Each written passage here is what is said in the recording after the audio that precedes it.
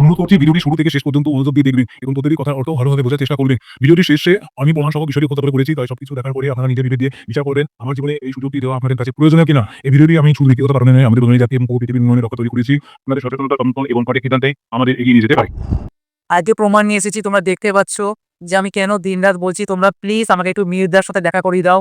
আর এখানে হয়তো পুরো প্রমাণটা দেখতে পারবে না, তোমরা আমার ইউটিউব চ্যানেলে চলে যেও, ফেসবুক প্রোফাইলে চলে যেও, সেখানে দেওয়া আছে কিছুটা। আর 150 খানা বই, তো আমি সবসময় বলেছি গাইস, আমি 150 খানা বই লিখেছি বৈজ্ঞানিক তত্ত্ব অনুসারে, বৈজ্ঞানিক ভিত্তি। আর এই বইগুলো এতটাই শক্তিশালী বই, যেহেতু বিজ্ঞানের ধাঁচে লেখা, তাই আমি বলছি যে যদি আমরা আমাদের এই রাজ্যটাকে পরিবর্তন করতে চাই, তাহলে বিজ্ঞান প্রযুক্তির প্রসার ঘটাতে হবেই। এটাই পারে আমাদের রাজ্যটাকে সেই জায়গায় নিজেকে, আমাদের রাজ্যে বেকারত্বের হার দূর করতে। তাই আমি দিনরাত বলছি প্লিজ আমাকে একটু তোমরা সহযোগিতা করো, আমাকে একটু মির্জার কাছে দেখা করে দাও। কারণ মির্জার মাধ্যমে আমি আমার লেখা বইগুলা গোটা পশ্চিমবঙ্গের বুকে ছড়াতে পারবো। কারণ মির্জার গলার কণ্ঠে আমার লেখা বইগুলো প্রত্যেকটা মির্জা পড়ে পড়ে পশ্চিমবঙ্গে ছড়াতে পারবে। আর সেই বইয়ের মধ্যে যা যা লেখা আছে সেগুলো তোমরা পড়তে পারবে। আমি কখনো আমার বই মানে বিক্রি করে মানে বিজনেস করতে চাইনি। আমি চাইছি আমার লেখা এই জ্ঞানগুলো গোটা পৃথিবীতে ছড়িয়ে দিতে, যাতে আমাদের ভবিষ্যৎ প্রজন্ম কিছু একটা শিখতে পারে। আমি মিথ্যে কথা কখনো বলিনি গাইস। তাই বলছি একটু আমাকে সাপোর্ট করো তোমরা, আমাকে একটু মির্জার সাথে দেখা করে দাও। আর পুরো জিনিসটা তো বলে দিলাম, তোমরা আমার ইউটিউব চ্যানেলে চলে যাও, সেখানে পুরোটা আছে। কারণ এই হয়তো শেষ করা যায় না, কারণ যেহেতু 150 খানা বই আছে, 150 খানা বই তোমার পড়ে শেষ করতে গেলে বলতে গেলে অনেক সময় লেগে যাবে, বুঝতে সময় লাগবে। আর প্রত্যেকটা বই এতটা মানে কঠিন করে লেখা, তো ওগুলো বুঝতে গেলে তোমাকে একটু মন দিয়ে পড়তে হবে, যেহেতু বিজ্ঞানের ভাষায় লেখা। কিন্তু আমি সহজ সরল করে লিখেছি যাতে তোমরা বুঝতে পারো। অনেকে হয়তো বলতে পারো যে এরকমটা আমরাও লিখেছি, আমাদেরকে তুলে ধরো। তো হ্যাঁ, সবাই তুলে ধরো নিজেকে, কিন্তু এটুকু বলতে পারি আমি যেগুলো তুলেছি বিজ্ঞানের এই ধারণাগুলো পৃথিবীর ইতিহাসে আজ পর্যন্ত কেউ করেনি। এত বড় কথা বলছি যেগুলো একদমই পৃথিবীতে নতুন, যে ধারণাগুলো, যে ধরনের তত্ত্বগুলো, যে ধরনের প্রযুক্তির ধারণা, আইডিয়াগুলো, যে প্রযুক্তিগুলো যদি আমরা আবিষ্কার করতে পারি, হতে পারে পশ্চিমবঙ্গের কি গোটা পৃথিবীর একটা ভবিষ্যতে বদলে যেতে পারে। তার জন্য বলছি এগুলোকে লুকিয়ে রাখতে আমি চাই না। সত্যি এগুলো আমাদের পৃথিবীর ইতিহাসে একটা বিশাল বড় পরিবর্তন ঘটাতে পারে। মানে এত সুন্দর একটা কিছু যদি পৃথিবী থেকে হারিয়ে যায়, তাহলে সত্যি বলছি হতে পারে এটা একটা পৃথিবীর বহুত বড় ক্ষতি হয়ে যেতে পারে। তাই আমি বলছি আমি বাঙালিদের খুব ভালোবাসি, আমি নিজে একজন বাঙালি, আমি আমাদের পশ্চিমবঙ্গকে খুব ভালোবাসি। আমি আমাদের রাজ্যের হয়ে, আমি আমাদের দেশের সুনামের হয়ে কিছু একটা করতে চাই। ছোট থেকে এটা আমার স্বপ্ন ছিল। তাই বলছি এই স্বপ্নটা প্লিজ তোমরা পূরণ করো। প্লিজ আমার স্বপ্নটাকে ভেঙে দিও না। আমাকে প্লিজ তোমরা একটু তুলে ধরো পৃথিবীতে। আমার লেখা বইগুলো একটু তোমরা তুলে ধরো। একটু স্বীকৃতি দাও। ছোট থেকে পরিশ্রম করে, করে দিন-রাত না ঘুমিয়ে সেগুলো আমি লিখেছি। কষ্ট করেছি অনেক। প্লিজ আমার কষ্টের মূল্যটা একটু তোমরা দাও। আর এই জ্ঞানগুলো গোটা পৃথিবীতে ছড়িয়ে দাও বাংলা ভাষার মাধ্যমে। এতে আমাদের বাংলা ভাষার একটা বিশাল বড় জয় হবে।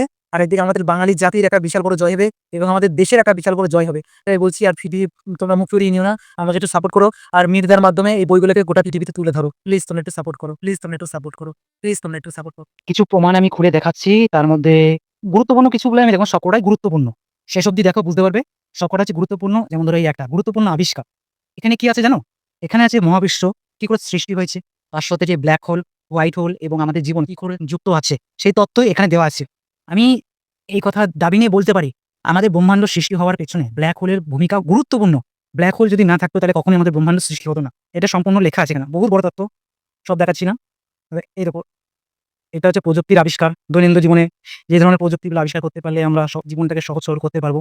আর আমার ভিডিও রেশিও হচ্ছে 16, মানে আমি মূলত 16 রেশিওতে ভিডিও করছি। আমি ওই তোমার ওই ফুল স্ক্রিন রেশিওতে ভিডিও বানাই না। তো তোমরা একটু দেখো, এইভাবে দেখার চেষ্টা করো। তারপর ধরো এই যে আবিষ্কার, একটা রং আবিষ্কার। এখানে একটা নতুন প্রযুক্তির ধারণা দেওয়া আছে। সুনান্তা তত্ত্ব, ব্ল্যাক হোল হোল গহ্বর এবং ওদের নাম কি রেখেছো? তোমার মায়ের গর্ভকুণ্ড। খুব সুন্দর এই তত্ত্বগুলোর নাম। যেহেতু মানুষের জীবন আর ব্রহ্মাণ্ডের জীবন একই, কোনো অমিল নেই। আমরা তো ব্রহ্মাণ্ডেরই অংশ, আমরা তো প্রকৃতিরই অংশ। সমস্ত কিছু মিল আছে। সেই মিলটাকেই ভিন্নভাবে তুলে ধরা হয়েছে। কোনোটা ছোট স্কেল, কোনোটা বড় স্কেল। এটাই হচ্ছে পার্থক্য। এটা হচ্ছে প্রজেক্ট ভিশন। এটা ইন্ডিয়া ওয়ান প্রজেক্ট ভিশন, মানে আমাদের ভারতবর্ষকে গোটা পৃথিবীতে ১ নম্বর স্তরে কি করে নিয়ে যাবো তার প্ল্যানিং, একটা বই। এআই ভবিষ্যৎ সমস্যা, টাইম প্যারাডক্স, দেখো এগুলো। এটা হচ্ছে এমন একটা প্লেনের মানে প্রযুক্তির ধারণাই বলেছি যে প্লেনটা কখনো হবে অ্যাক্সিডেন্ট হবে না। আর এটা হচ্ছে পৃথিবীতে এমন ধরনের একটা প্লেন, যে প্লেনটা আর ল্যান্ড মানে একটা প্লেন টেক অফ আর ল্যান্ডিং এর সময় যে মানে উড়ে যায় না সোজা, ওই পথটা হেলিকপ্টারের মতন চলে আসবে। তোমরা বুঝতে পারছো আমি কি বোঝাতে চাইছি? মানে টেক অফ আর ল্যান্ডিংটা আর জন্য যে এত বড় যে এয়ারপোর্ট, সেই এয়ারপোর্টটা আর বানাতে হবে না অত বড়। এবার থেকে প্লেন তোমার একটা ড্রোন যেভাবে নামে, সেভাবে ড্রোন মানে ড্রোন বা হেলিকপ্টার যেভাবে নামে উঠে সেভাবেই যেতে পারবে। এখানে সেই প্রযুক্তির ধারণাটা দেওয়া আছে। এখানে দেখছো নাসা চন্দ্রশক্তি বাস্তবে বানানো সম্ভব আছে এই বইটাতে। এই বইটার মাধ্যমে তুলে ধরেছি। এটা অনেক বড়, বড় শক্তিশালী এই দেখো প্লেন দুর্ঘটনা মুক্ত, আপেক্ষিকতার ব্যতিক্রম। মানে আমাদের পৃথিবীর সর্বশ্রেষ্ঠ বিজ্ঞানী অ্যালবার্ট আইনস্টাইন E = mc², এই সূত্রটা বানিয়েছিলেন। সেই সূত্রটার মধ্যে আমি একটা ব্যতিক্রম দিক দেখেছি, যেখানে কিছু একটা অংশ হয়তো ভুল আছে। আমি বিজ্ঞানী আইনস্টাইনকে ভুল প্রমাণ করছি না, আমি শুধু বলেছি যে তেনার চিন্তার কোথাও একটা ছোট্ট আমি ব্যতিক্রমের দিক ধরেছি, সেটাই তুলে ধরেছি মানে এই তত্ত্বটির মাধ্যমে। এটা পৃথিবীতে একদম নতুন। তারপরে এখানে 9 এনার্জি, এই 9 এনার্জি কি জানেন তো? এই 9 এনার্জিটাই মাধ্যমেই আমাদের ব্রহ্মাণ্ড সৃষ্টি হয়েছে। সেই 9টা এনার্জি কি সেটা আপনারা জানতে পারবেন খুব তাড়াতাড়ি। আমি এটা খুলব না, এটা খুব শক্তিশালী একটা তত্ত্ব। এইসব তত্ত্ব আমি সরাসরি বিজ্ঞানীদের সামনে তুলে ধরতে চাই। পরিবর্তন, এটা W আর B মানে white whole and black hole. Star মানে হচ্ছে খুব গুরুত্বপূর্ণ তত্ত্ব এটা। প্রকৃতির ভারসাম্য তত্ত্ব, ভাগ্য বলে কিছু হয় না। এটা একটা বিশাল একটা বই, অনেক বড়। এই বইগুলো পড়তে আপনাদের 3-4 ঘন্টা সময় লেগে যাবে। এত বড় বড় বই এগুলো আমি লিখেছি। এটা হচ্ছে আলো ভাঙা পথের আলো। মানে আমাদের জীবনের সম্পর্কে এটা লিখেছি। শুধু চাই একটা সুযোগ। এই সুযোগের এই বইটার মাধ্যমে আমি বুঝেছি যে কোনো মানুষকে যদি একটা সুযোগ দেওয়া হয়, তাহলে সে তার নিজের জীবনটাকে কি করে পরিবর্তন করতে পারে, সেটাই আমি তুলে ধরেছি। ধর্মের আসল অর্থ, ভগবানের সততা, ভগবানের কুসংস্কার, মানবাঞ্জলি কাব্য, অর্থাৎ রবীন্দ্রনাথ ঠাকুর যেরকম গীতাঞ্জলি কাব্য লিখেছিলেন, এটা হচ্ছে ঠিক এটা মানে রবীন্দ্রনাথ ঠাকুর তো লিখেছিলেন ঈশ্বরের প্রতি, মানুষের প্রতি ঈশ্বরের যে ভালোবাসাটা। কিন্তু আমি যেটা লিখেছি এই কাব্যের মধ্যে, মানুষের প্রতি মানুষের যে ভালোবাসাটা, সেটাই মানবাঞ্জলি কাব্যের মাধ্যমে আমি তুলে ধরেছি। একটু করে দেখাচ্ছি আমি। ভিডিওটা একটু বড় হতে পারে, তোমরা মন দিয়ে দেখো। অরবিন্দু, এটা আমার নাম অরবিন্দ, পৃথিবী উন্নয়ন, বাংলার ভাই বোনদের। এটা গান লিখেছি আমাদের ভারতবর্ষের বাঙালিদের প্রত্যেকটা ভাই বোনকে নিয়ে গান লিখেছি। শুধু এটা ভারতবর্ষের না, আমাদের এই গোটা পৃথিবীর সেই সমস্ত ভাই বোনকে নিয়ে কিছু গান আমি লিখেছি। এই দেখো, এটা হচ্ছে একটা গান, এটা নীতি, মানে এরকমই দেখতে পাচ্ছ। খুব শক্তিশালী এগুলো সবাই, যে নবশক্তি, সৃষ্টির মেন, অন্তিম ব্রহ্মাণ্ড পাঠ, খুব সুন্দর এগুলো। আমি বলছি তো, এগুলো হচ্ছে এমন শক্তিশালী তত্ত্ব, এগুলো যদি একবার এই পৃথিবীতে তুলে ধরা হয় আমাদের বাংলা ভাষার মাধ্যমে, ইভেন আন্তর্জাতিক স্তরে, তাহলে আমি এটুকু চ্যালেঞ্জলি বলতে পারি গোটা পৃথিবীতে একটা বিশাল বড় পরিবর্তন ঘটতে পারে এই বইগুলোর মাধ্যমে। আপনারা যদি ঠিক করে ভাবেন যে এই পৃথিবীতে যখনই কোনো আবিষ্কার হয়েছে না, সেই আবিষ্কারটা কিন্তু কোনো কোনো মানুষ ভেবেছে, সেটা লিখেছে, কোনো বইয়ের মাধ্যমে সেটা তুলে ধরেছে। এটাই পৃথিবীতে বাস্তব। আপনি দেখুন না, যেটাই আপনি আবিষ্কার করতে যান, যেটাই আপনি পৃথিবীতে মানতে যান, সেটার আগে তত্ত্ব বা থিওরি সেটাকে লিখতে হয়। তো ঠিক সেই রকমই জিনিসটা আমি লিখে রেখেছি। অন্য গ্রহে কি সত্যি বসবাস করা সম্ভব? এটা সম্ভব কি অসম্ভব, সেটা আমি এই বইয়ের মাধ্যমে তুলে ধরেছি। ভবিষ্যৎ যাত্রা, অনুমান না স্বপ্ন, এই তত্ত্ব আমি তুলে ধরেছি। আমি কি বলছি, বহুত বই লিখেছি আমি, বহুত বই লিখেছি। এখানে সব নেই, আরেকটা আছে, এটা হচ্ছে গুগল ডক্স। আমি বই লিখেছি বলতে, দেখুন আমার কাছে তো অত অর্থ নেই যে আমি বই লিখে লিখে মোটা মোটা করে বই মানে আমি সাইডে মানে শোকেসে গুছিয়ে রাখবো। আমি সমস্ত তত্ত্ব আমি এই গুগল ডক্সে লিখে রেখেছি। যেহেতু এখন ডিজিটাল দুনিয়া, তো মানুষ কি করে, গুগল ডক্সের মাধ্যমে গুগল ডক্সে তার বইয়ের মতন আকার দিতে মানে বানাতেই পারে। তো আমি সেভাবে গুগল ডককে নিজের বইয়ের আকারে তুলে ধরেছি। এই হচ্ছে আমার সমস্ত প্রমাণ, এবং আরো অনেক প্রমাণ আছে। বিএনডব্লিউ সৃষ্টির চক্র, এই যে ব্রহ্মাণ্ড মানে ব্ল্যাক হোল আর হোয়াইট হোল, বুঝতে পারছেন? এই দেখুন আরেকটা, যে সময় যাত্রা সম্ভব কিনা, ভালোবাসা ও বিজ্ঞান, ভালোবাসা রাঙিয়ে দেব, জয়ের ধ্বনি, প্রকৃতির সংখ্যা তত্ত্ব, জীবন ও তারার বৈশিষ্ট্য, নতুন কর্মকর বাস্তব। দেখতে পাচ্ছেন? ইলন মাস্ক, এখানে একটা ইলন মাস্ক নিয়ে একটা বই লিখেছিলাম। খুব সুন্দর এই বইগুলো। আমি মিথ্যা কথা বলছি না। আমি প্রচুর আবিষ্কার করেছি, অনেক কিছু। ভাষা আবিষ্কার, একটাই পরিচয় আমরা মানুষ, 3 আবিষ্কার, পৃথিবীর ভবিষ্যৎ। বুঝলেন?